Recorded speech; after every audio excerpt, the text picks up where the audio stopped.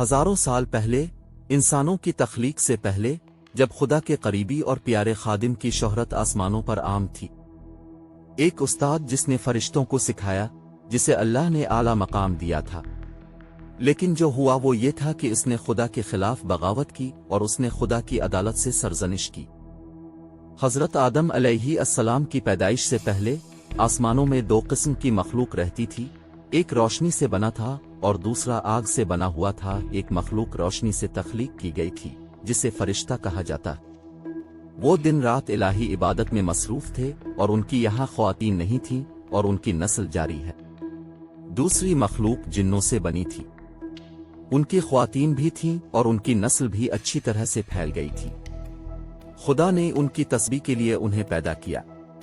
یہ سب اللہ کی آسمانی فوج تھی، وہ اپنے تخلیق کار اور مالک کو جاننے اور اس سے خوش رہنے کے مقصد کے لیے بنائے گئے تھے، ہمیشہ کے لیے اس کی خدمت اور عبادت کریں۔ غوہے پر ایک مسلمان کے عقیدے کا تقاضا ہے کہ وہ ان تمام مخلوقات کے بارے میں قرآن اور حدیث میں جو کچھ ثابت ہوا ہے اس میں بلا شبہ یقین ہچکچاہٹ پر یقین رکھتا۔ ان میں ایک مخلوق ایزیل ایک قابل احترام شخصیت کی حیثیت سے موجود تھی۔ ایزیل کا مطلب خدا کا محبوب ہے، وہ خدا نے جلتی ہوئی آگ سے پیدا کیا تھا۔ نبی آدم کی پیدائش سے 140,000 سال قبل سموم جن پیدا ہوئے تھے، وہ جنوں کا ایڈم تھا۔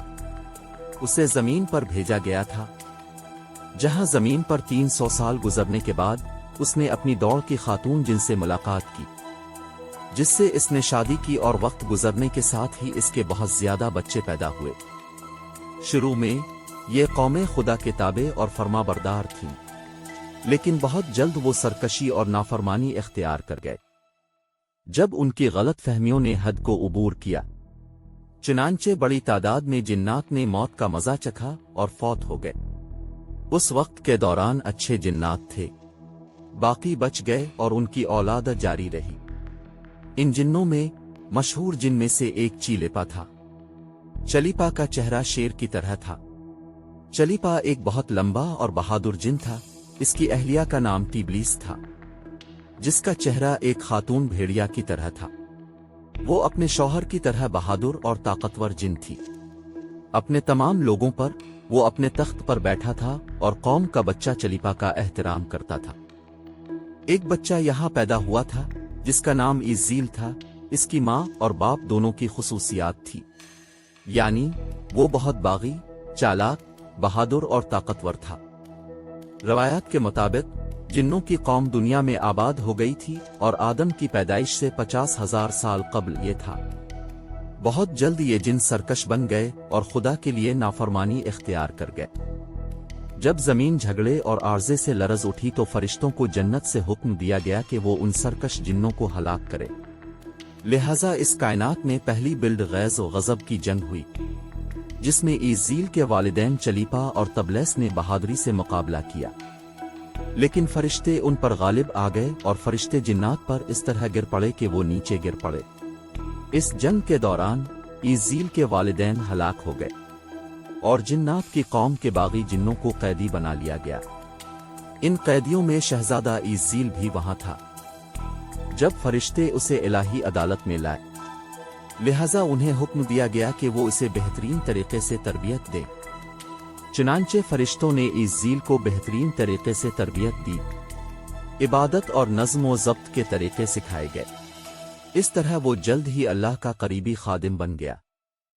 ایک وقت تھا جب ایزیل اللہ کا سب سے زیادہ عبادت گزار تھا، ایک سخت اور نیک خادم تھا۔ انہوں نے حکمت اور علم میں بھی عمدہ کارکردگی کا مظاہرہ کیا۔ ایزیل اپنی عبادت اور کفایت شیاری کی وجہ سے اس سطح پر پہنچ گیا تھا کہ وہ فرشتوں کا استاد مقرر ہوا تھا، اور آسمان کے لوگوں نے اسے عبید کہنا شروع کر دیا۔ کنب بن احبر کا کہنا ہے کہ ایزیل 40,000 سال تک جنت کا خزانچی تھا۔ وہ 80,000 سال تک فرشتوں کا ساتھی تھا۔ اس نے 20,000 سال تک فرشتوں سے تبلیغ کی۔ وہ منبر جس پر ایزیل فرشتوں جبرائیل، میکیل، اسرل اور عزرل کو سکھاتا تھا اور اس کی تعلیمات سنتا تھا، لیکن اللہ بخوبی واقف تھا کہ وہ دراصل ملعون تھا۔ اور ایک خاص مدت کے بعد وہ اپنی تقدیر سے ذلیل و خار اور غافل ہو جائے گا، یہ ایزیل کفر کی حالت میں ختم ہو جائے گا۔ تو ایک دن ایزیل نے محفوظ ٹیبلٹ میں دیکھا کہ اس میں ایک جملہ لکھا گیا تھا۔ الفاظ یہ تھے کہ میں شیطان سے اللہ میں پناہ لیتا ہوں۔ ایزیل شاید اس متن کو پڑھتے ہی 2000 سال تک رو پڑی اور وہ خدا کی عدالت میں حاضر ہوا اور استفسار کرنا شروع کیا، اے دنیاؤں کا رب، یہ شیطان کون ہوگا جہاں سے پناہ مانگی جائے گی؟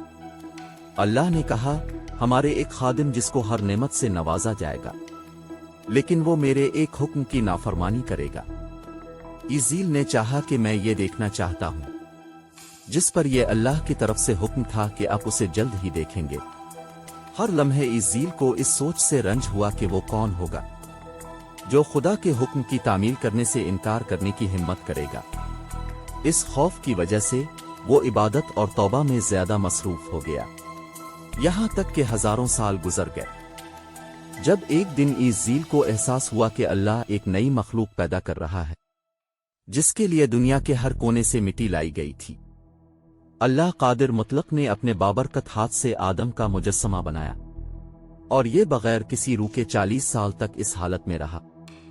فرشتوں کو خوف آتا تھا جب وہ اس کے پاس سے گزرتے تھے، ان میں سب سے زیادہ خوف والا ابلیس تھا۔ جب وہ اس کے پاس سے گزرا تو وہ اسے مارتا ہے، جس کی وجہ سے مٹی کے برتن کی طرح آواز اس جسم سے نکلتی ہے۔ اور پھر وہ دن اس وقت آیا جب خداوند دنیا نے فرشتوں سے کہا کہ میں شروع کر رہا ہوں زمین پر میرا ایک نائب بنانا، وہ زمین پر میرے فرمان نافذ کرے گا۔ فرشتوں نے کہا، لے خداوند، وہ زمین پر فساد پیدا کریں گے اور وہ آپس میں خون بہائیں گے، جبکہ ہم آپ کی دن رات تسبیح کرتے رہتے ہیں اور آپ کی پاکیزگی کو بیان کرتے ہیں۔ اللہ نے کہا، تم نہیں جانتے کہ میں کیا جانتا ہوں۔ تب اللہ نے نبی آدم کو سب چیزوں کے نام سکھائے اور فرشتوں کے سامنے پیش کیا اور کہا، اگر آپ سچے ہیں تو مجھے ان کے نام بتائیں۔ انہوں نے کہا، اب خالص ہیں، ہم اتنا جانتے ہیں جتنا آپ نے ہمیں بتایا ہے، واقعی بہت بڑا علم عقل مند ہے۔ تب اللہ نے کہا، اے آدم، مجھے ان کے نام بتائیں۔ پھر آدم نے نام بتائے تو اس نے کہا، کیا میں نے آپ کو یہ نہیں بتایا کہ میں آسمانوں اور زمین کی پوشیدہ چیزوں کو جانتا ہوں اور آپ کیا کرتے ہیں اور جو اب چھپتے ہیں؟ تب فرشتوں کو حکم دیا گیا کہ وہ خود کو آدم کے پاس سجدہ کرے، تو انہوں نے سجدہ کیا، لیکن ایزیل نے سجدہ کرنے سے انکار کر دیا۔ اللہ نے کہا، آپ کو کس چیز نے سجدہ کرنے سے روکا جب میں نے آپ کو حکم دیا؟ اس نے کہا کہ آپ نے مجھے آگ سے بنایا ہے اور آپ نے اسے مٹی سے بنا دیا ہے۔ میں ایسا نہیں ہوں جیسے کسی ایسے شخص کے سامنے جھک جائے جو بوسیدہ کیچڑ سے پیدا ہوا ہو۔ اللہ نے کہا، اب یہاں چھوڑ دو کیونکہ آپ ایک نوکرانی بن چکے ہیں اور قیامت کے دن تک میری لعنت اب پر ہے۔ ایزیل نے کہا، اے میرے رب، فیصلے کے دن تک مجھے مہلت دیں۔ اللہ نے کہا، میں نے مقرر کردہ دن تک آپ کو مہلت دی ہے۔ اس نے کہا، میں آپ کی عزت کی قسم کھاتا ہوں، میں ان سب کو ضرور دھوکہ دوں گا۔ میں ان کے سامنے اور پیچھے سے اور ان کے دائیں اور بائیں طرف سے ان پر حملہ کروں گا اور آپ کو ان میں سے زیادہ تر شکر گزار نہیں ملے گا۔ اللہ نے کہا، یہاں سے ذلیل و خوار ہو جاؤ۔ ان میں سے جو بھی آپ کی بات کی تعمیل کرے گا میں ان سب کے ساتھ جہنم بھر دوں گا۔ اور خدا کی توہین کرنے کے بعد ایزیل ایبل بن گیا۔ اس کے فخر اور تکبر کی وجہ سے ہزاروں سال کی عبادت اور کفایت شیاری ختم ہو گئی اور اسے آسمان سے زمین پر پھینک دیا گیا۔ اسلام کے علاوہ دیگر مذہبی کتابوں اور عقائد میں بھی یا عزیزل کا ذکر کیا گیا ہے۔ اسے بائبل میں یونانی کتابوں اور لوسیفر شیطان میں اپولوئے کہا جاتا ہے۔ قدیم زمانے سے ہی ایک انوکھا مذہب اور گروہ اس شیطان یا لوسیفر کی عبادت کر رہا ہے۔ وہ لوگ جو یہ مانتے ہیں کہ خدا کے خلاف لوسیفر کی بغاوت بالکل ٹھیک تھی، وہ ایزیل کو ایک زبردست طاقت کہتے ہیں۔ وہ خدا کی مخالفت میں کھڑے ہیں اور شیطان کی عبادت کرتے ہیں۔ اس مذہب کے پیروکار شیطان پرست کہلاتے ہیں۔